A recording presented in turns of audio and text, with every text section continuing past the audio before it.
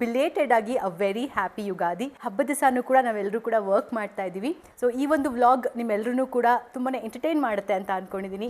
ಅಮ್ಮ happy Ugadi. Thank you ಕಂದ, ನಿಂಗೂ ಅಷ್ಟೇ happy Ugadi.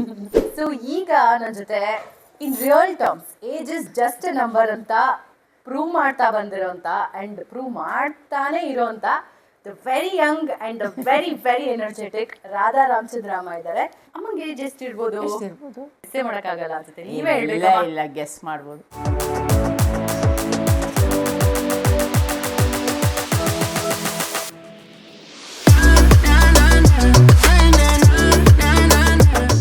Hi friends, welcome to Manasa's manual. ನನ್ನ ಯೂಟ್ಯೂಬ್ ಚಾನಲ್ಗೆ ತಮ್ಮೆಲ್ಲರಿಗೂ ಸ್ವಾಗತ ಸುಸ್ವಾಗತ.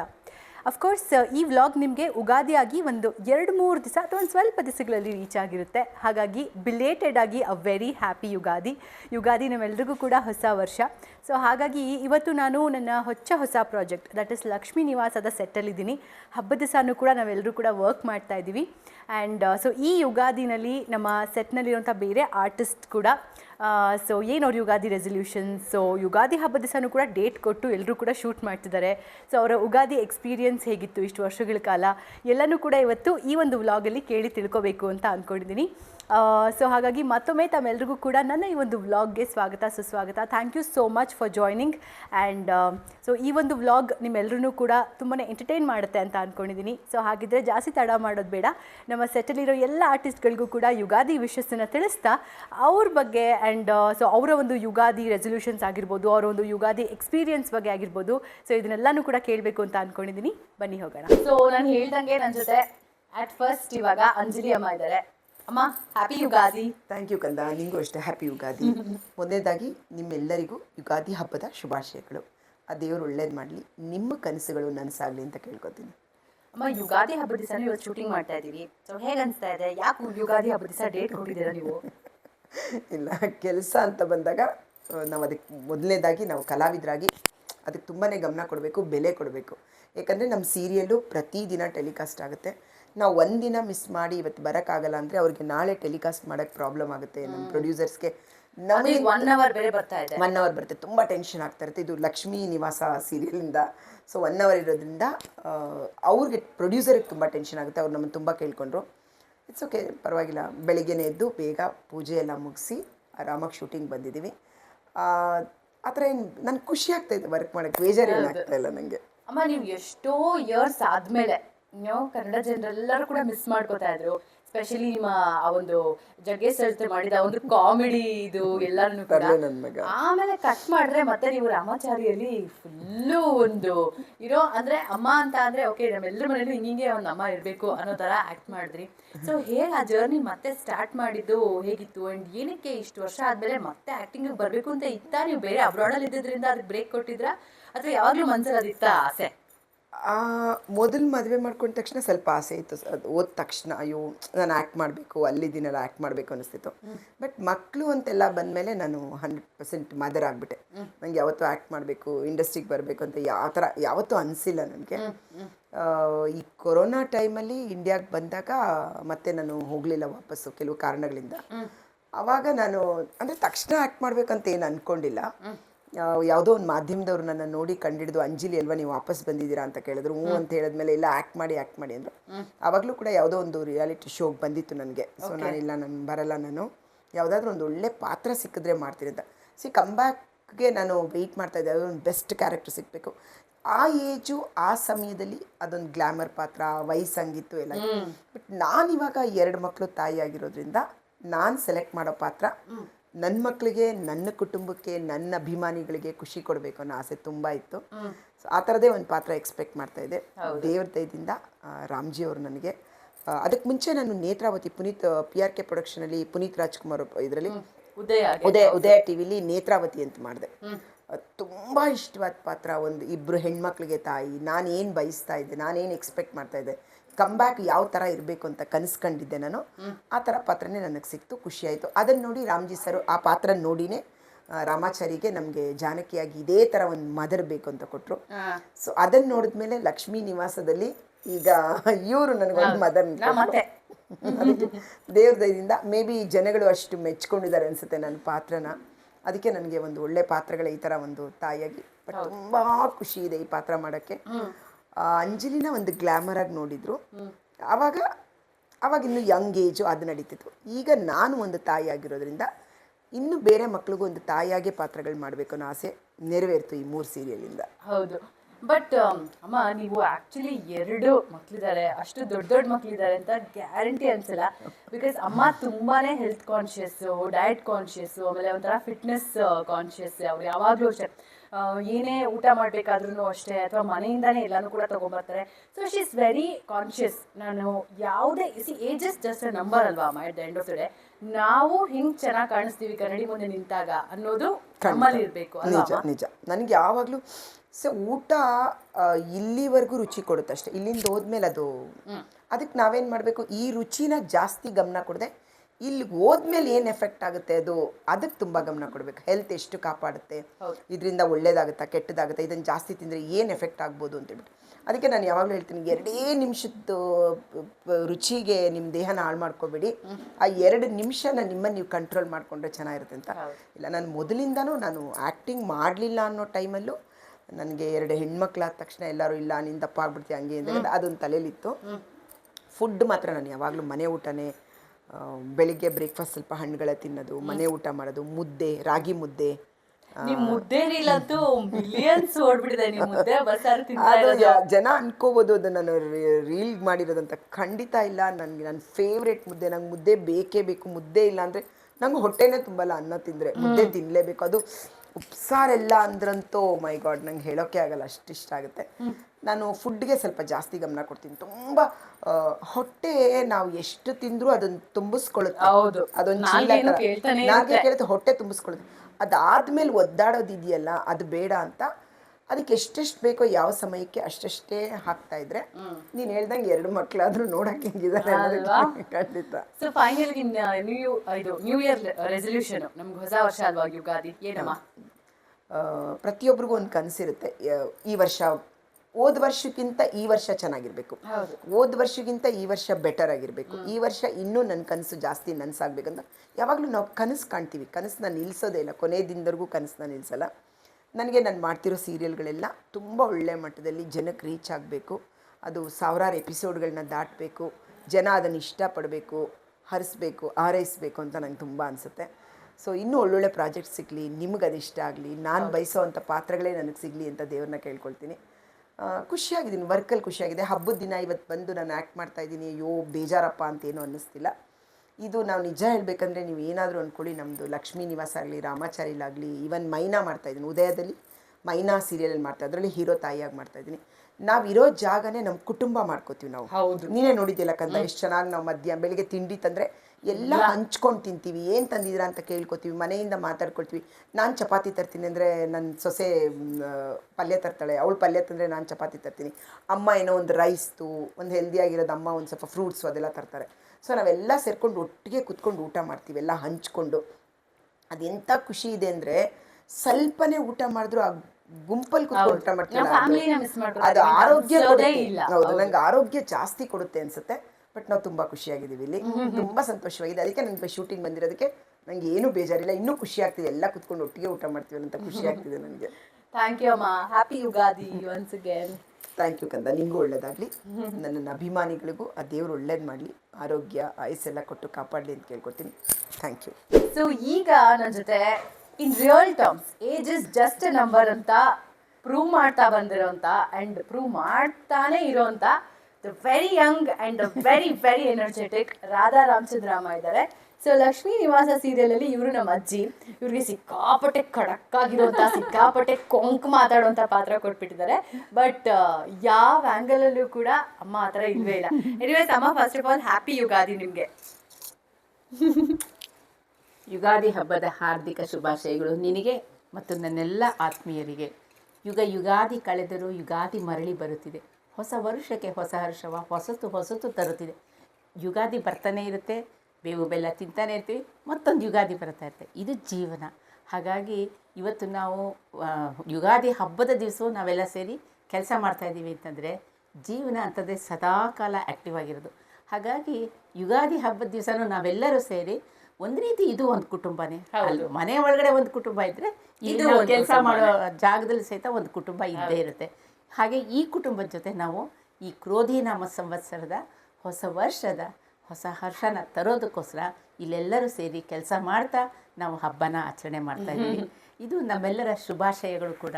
ಯಾವಾಗಲೂ ಆ್ಯಕ್ಟಿವ್ ಆಗಿರಬೇಕು, ಮನರಂಜನೆ ನೀಡ್ತಾ ಇರಬೇಕು, ಮತ್ತು ನಮ್ಮನ್ನೆಲ್ಲ ನೋಡಿ ನೀವೆಲ್ಲರೂ ಮೆಚ್ಕೋಬೇಕು. ಆ ನಿಮ್ಮ ಮೆಚ್ಚುಗೆಯಿಂದ ನಮ್ಗೆ ಇನ್ನಷ್ಟು ಸಂತೋಷ ಹೆಚ್ಚಾಗಿ ಹೆಚ್ಚು ಕೆಲಸ ಮಾಡೋ ಹಾಗಾಗಬೇಕು ಅನ್ನೋದು ನಮ್ಮೆಲ್ಲರ ಆಶಯ ಕೂಡ. ಅಮ್ಮ, ಸೊ ನಿಮ್ಮ ಈ ಒಂದು ಎನರ್ಜಿ ಲೆವೆಲ್ಸ್ ಆ್ಯಂಡ್ ನಿಮ್ಮ ಈ ಒಂದು ಎಂತೂಸಿಯಾಸಮ್ಗೆ ಮೇನ್ ರೀಸನ್ ಏನು? ಬಿಕಾಸ್ ಅಮ್ಮಗೆ ಎಷ್ಟು ಏಜ್ ಇವಾಗ? ಹೆಣ್ಮಕ್ಳ ಏಜ್ ಕೇಳಬಾರ್ದು ಬಟ್ ಆದರೂ ಫಾರ್ ಇನ್ಸ್ಪಿರೇಷನ್ ಸೇಕ್ ನೀವು ಹೇಳ್ಬೋದು. ಎಷ್ಟಿರ್ಬೋದು ಅಮ್ಮಂಗೆ ಏಜ್ ಎಷ್ಟಿರ್ಬೋದು? ಎಷ್ಟಮ್ಮ ನನಗೆ ಗೊತ್ತು, ಬಟ್ ಐ ಗೆಸ್ ಯಾರು ಗೆಸ್ಸೇ ಮಾಡೋಕ್ಕಾಗಲ್ಲ ಅನ್ಸುತ್ತೆ. ನೀವೇ ಇಲ್ಲ ಗೆಸ್ ಮಾಡ್ಬೋದು. ಏನಿಲ್ಲ, ಈಗ 81 ಮುಗಿಸಿ 82 ಕಾಲಿಟ್ಟಿದ್ದೀನಿ. ಮುಂದೆ ಎಷ್ಟು ವರ್ಷ ಬದುಕಿರ್ತೀನೋ ಗೊತ್ತಿಲ್ಲ. ಖಂಡಿತ 100 ವರ್ಷದ ಮೇಲೆ ಆರಾಮಾಗಿ ಚೆನ್ನಾಗಿರ್ತೀರ ಅಮ್ಮ ನೀವು. ಬಿಕಾಸ್ ಯಾಕೆ ಅಂತ ಅಂದ್ರೆ ಅಂಜಲಿ ಅಮ್ಮ ಇವಾಗ ಅಷ್ಟೇ ತೆಗೆದುಕೊಂಡು ನಾವು ವಿಡಿಯೋ ಮಾಡ್ತಾ ಇದ್ದೀವಿ ಅಂತ. ಸೊ ಅಮ್ಮ ಹೇಳಿ, ಈ ಥರ ನಾವೆಲ್ಲ ಐ ಮೀನ್ 80, 81, 82 ಇಯರ್ಸ್ವರೆಗೂ ಐ ಮೀನ್ ಇವಾಗಿನ ಲೈಫ್ ಸ್ಟೈಲ್ ಇವಾಗಿನ ಜನ್ರೇಷನಲ್ಲಿ ಇರ್ತೀವೋ ಇಲ್ವೋ, ಅದೇ ಇದ್ರೂ ಯಾವ ಥರ ಇರ್ತೀವಿ ಅನ್ನೋದನ್ನ ಇಮ್ಯಾಜಿನು ಮಾಡ್ಕೊಳಕ್ಕಾಗಲ್ಲ. ಸೊ ನಿಮ್ಮ ಒಂದು ಎನರ್ಜಿ ಲೆವೆಲ್ಸ್ ಆ್ಯಂಡ್ ಎಂತೂಸಿಯಾಸಮ್ಗೆ ಕಾರಣ ಏನು ಮಾಡ್ಬೇಕು ಇವಾಗಿನ ಯೂತು ಈ ಥರ ಇರಬೇಕು, ಇಷ್ಟು ವರ್ಷ ಆದರೂ ಕೆಲಸ ಮಾಡ್ಕೊಂಡಿರ್ಬೇಕು ಅಲ್ಲ ಅಂತ ಅಂದರೆ? ನನಗನ್ಸೋದು ಮುಖ್ಯವಾಗಿ ಇವತ್ತಿನ ಲೈಫ್ ಸ್ಟೈಲ್ ಹೇಗಾಗಿದೆ ಅಂದರೆ ತುಂಬ ಸ್ಟ್ರೆಸ್ಫುಲ್. ಯಾವಾಗ ನೋಡಿದ್ರು ಈಗ ಇದು ಹೀಗಿದೆ, ಹಾಗಾಗಿದೆ, ಅದೇನು ಮಾಡಬೇಕು, ಇದೇನು ಮಾಡಬೇಕು ಅನ್ನೋ ಒಂದು ಸ್ಟ್ರೆಸ್ ಲೆವೆಲ್ ಜಾಸ್ತಿ ಆಗ್ತಾ ಇದೆ. ಮತ್ತು ಆಹಾರ ಪದ್ಧತಿ, ನಾವು ಮನೆ ಒಳಗಡೆ ಊಟ ಮಾಡೋದಕ್ಕಿಂತ ಹೆಚ್ಚಿಗೆ ಹೊರಗಡೆ ಊಟ ಮಾಡ್ತಿರ್ತೀವಿ. ಅದರಿಂದ ನಮ್ಮ ಆರೋಗ್ಯನ ಎಷ್ಟು ಕೆಡಿಸ್ಕೋತೀವಿ ಅಂತ ನಮಗೆ ಗೊತ್ತಿರೋದಿಲ್ಲ.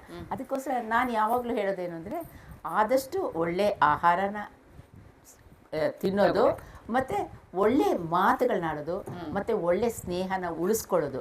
ಈ ಯುಗಾದಿ ಉದ್ದೇಶನೇ ಅದಲ್ವಾ? ಅಲ್ವಾ? ಬೇವು ಬೆಲ್ಲ ತಿಂದು ಒಳ್ಳೆ ಮಾತಾಡಿ, ಒಳ್ಳೆ ಯೋಚನೆ ಮಾಡಿ, ಅಂಡ್ ಸಾಧ್ಯವಾದ್ರೆ ಇನ್ನೊಬ್ರಿಗೆ ಒಳ್ಳೇದು ಮಾಡಿ, ಇಲ್ಲ ಕೆಟ್ಟದಂತ ಮಾಡಕ್ ಹೋಗ್ಬೇಡಿ. ನೋಡು, ಬೇವು ಕಹಿಯಾದ್ರೂ ಅದು ಆರೋಗ್ಯಕ್ಕೆ ತುಂಬಾ ಒಳ್ಳೇದು. ಮತ್ತೆ ಆ ಕಹಿ ಅನ್ನೋದು ಗೊತ್ತಾದ್ರೇನೆ ಸಿಹಿ ಬೆಲೆ ಗೊತ್ತಾಗ್ಬೇಕು. ಹೌದು, ಎಕ್ಸಾಕ್ಟ್ಲಿ. ಹಾಗಾಗಿ ನಾನು ಯಾವಾಗಲೂ ಹೇಳೋದಷ್ಟೇ, ಕಹಿ ಪಾಡಿಗೆ ಕಹಿ ಬರ್ತಾ ಇರುತ್ತೆ, ಅದನ್ನು ಸ್ವೀಕರಿಸಿ ಅದನ್ನು ಸವಿಯಾಗಿ ಮಾಡಿಕೊಂಡು ನಮ್ಮ ಜೀವನನ ಉತ್ಸಾಹದಿಂದ ಉಲ್ಲಾಸದಿಂದ ಕಳೆಯೋ ಹಾಗೆ ಮಾಡಿದ್ರೆ 80 ಅಲ್ಲ, ನಾನು ನೋಡಿದ್ದೀನಿ 103 ವರ್ಷದಲ್ಲಿರೋರು ಸಹಿತವಾಗಿ ಎಷ್ಟು ಉತ್ಸಾಹದಿಂದ ಮತ್ತು ಎಷ್ಟು ಹುರುಪಿನಿಂದ ಕೆಲಸ ಮಾಡಿಕೊಂಡು ಅವ್ರ ಜೀವನ ನಡೆಸ್ತಾ ಇರೋದು ನೋಡಿದಾಗ ಅವರೆಲ್ಲ ನಮಗೆ ಮಾರ್ಗದರ್ಶಿಗಳು. ಇದರಿಂದ ವಯಸ್ಸು ಅನ್ನೋದು ಇಂಪಾರ್ಟೆಂಟ್ ಅಲ್ಲ. ವಯಸ್ಸಿನ ಈಗ ಹೋದ ವರ್ಷ ಒಂದು ಯುಗಾದಿ ಬಂದಿತ್ತು, ಈಗ ಕ್ರೋಧಿ ನಾಮ ಸಂವತ್ಸರ ಬಂದು ಮುಂದೆ ಹೀಗೆ ಬರ್ತಾ ಹೋಗುತ್ತೆ. ಅದ್ರ ಪಾಡ್ಗದ್ ಬರುತ್ತಲ್ವ. ಈ ಕ್ರೋಧಿ ನಾಮ ಸಂವತ್ಸರ ಯುಗಾದಿ ಅಂದ್ರೆ ಏನಮ್ಮ ಎಕ್ಸಾಕ್ಟ್ಲಿ? ಅದು ಒಂದೊಂದು ಸಂವತ್ಸರ, ನಮ್ಮಲ್ಲಿ 60 ಸಂವತ್ಸರಗಳಿದೆ. ಅದು ಒಂದೊಂದು, ಅದು ಅವರ ಹೆಸರುಗಳನ್ನ ಹೇಳ್ಕೊಂಡು ಒಂದೊಂದು ಸಂವತ್ಸರಕ್ಕೆ ಒಂದೊಂದು ಹೆಸರನ್ನ ಇಟ್ಕೊಂಡು ಬಂದಿದ್ದಾರೆ. ಅದು ನನಗೆ ತಿಳಿದಿರೋ ಪ್ರಕಾರ 60 ಜನ ಮಕ್ಕಳ ಪೈಕಿ ಅವರ ಒಬ್ಬೊಬ್ಬರ ಹೆಸರು ಒಂದೊಂದು ವರ್ಷ, ಮತ್ತು ಅದು 60 ವರ್ಷ ಆದಮೇಲೆ ಮತ್ತೆ ಮೊದಲಿಂದ ಆಗುತ್ತೆ. ಹಾಗಾಗಿ ಈ ವರ್ಷ ಕ್ರೋಧಿನಾಮ ಸಂವತ್ಸರ. ಆ ಕ್ರೋಧಿನಾಮ ಸಂವತ್ಸರ ಹೆಸರಿರ್ಬೋದು, ಆದರೆ ನಾವು ಯಾರು ಕ್ರೋಧಿಗಳಾಗಿ ಕ್ರೋಧದಿಂದ ಜೀವನ ನಡೆಸೋದು ಬೇಡ. ಉಲ್ಲಾಸದಾಯಕವಾಗಿ, ಸಂತೋಷವಾಗಿ, ಉತ್ಸಾಹದಿಂದ, ಹುರುಪಿನಿಂದ ಜೀವನ ಸಾಧಿಸ್ತಾ ಹೋಗೋಣ.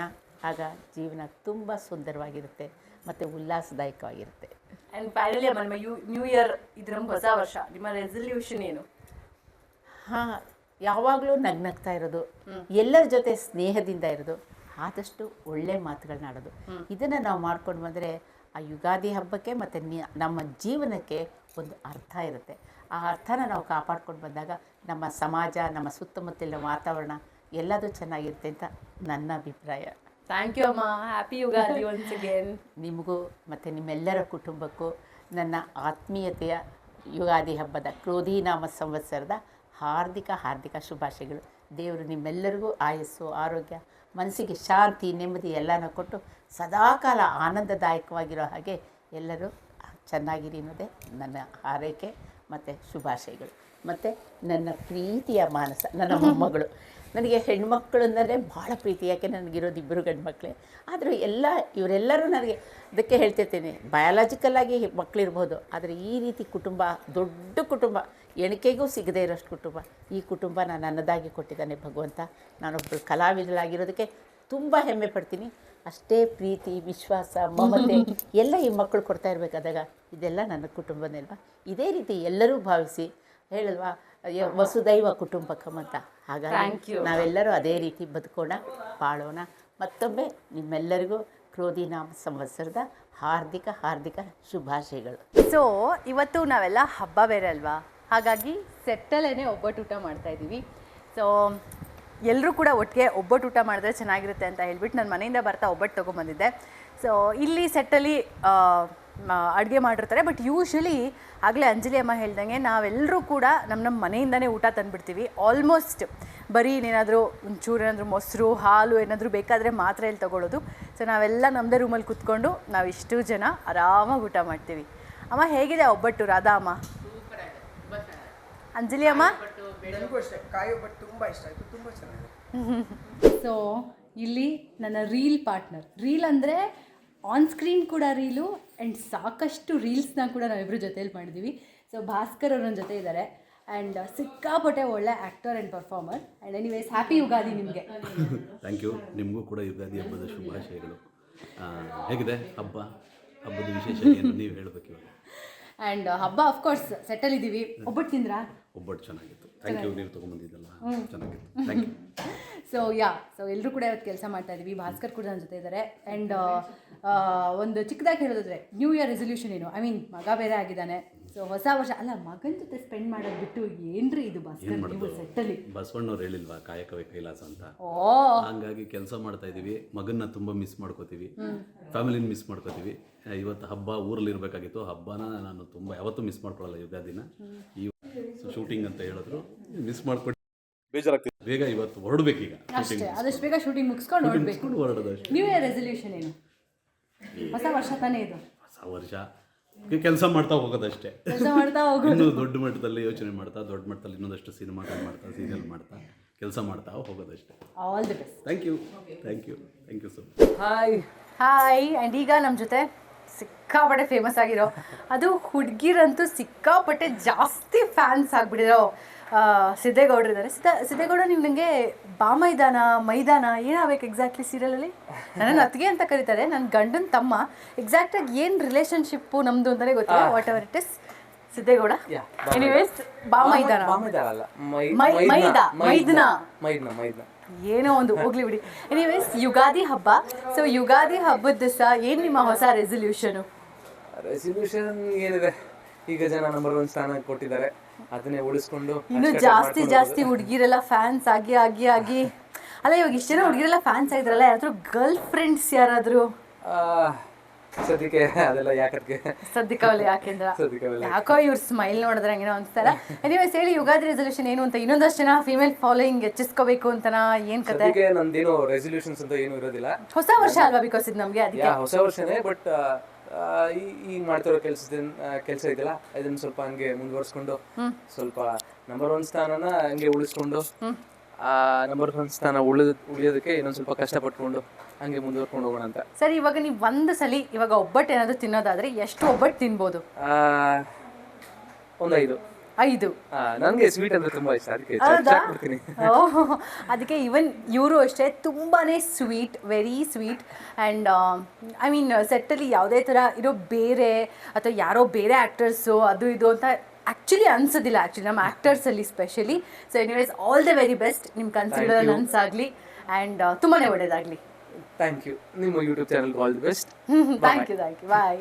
ಸಾಕಷ್ಟು ಕಾಸ್ಟ್ಯೂಮ್ಸ್ನ ಚೇಂಜ್ ಮಾಡ್ತಾ ಸೈಕಲ್ ಗ್ಯಾಪಲ್ಲಿ ಸಾಧ್ಯವಾದಷ್ಟು ಎಲ್ಲ ಆರ್ಟಿಸ್ಟ್ನ ಕೂಡ ಮಾತಾಡ್ಸೋದಕ್ಕೆ ಟ್ರೈ ಮಾಡಿದ್ದೀನಿ. It's been a very hectic and a busy day. ಇವತ್ತು ಒಂದು ಹಬ್ಬ, ಎಲ್ಲರೂ ಕೂಡ ಶೂಟ್ನ ಬೇಗ ಮುಗಿಸ್ಕೊಂಡು ಮನೆಗೆ ಹೋಗಬೇಕು ಅಂತ ಕಾಯ್ತಿದ್ದಾರೆ.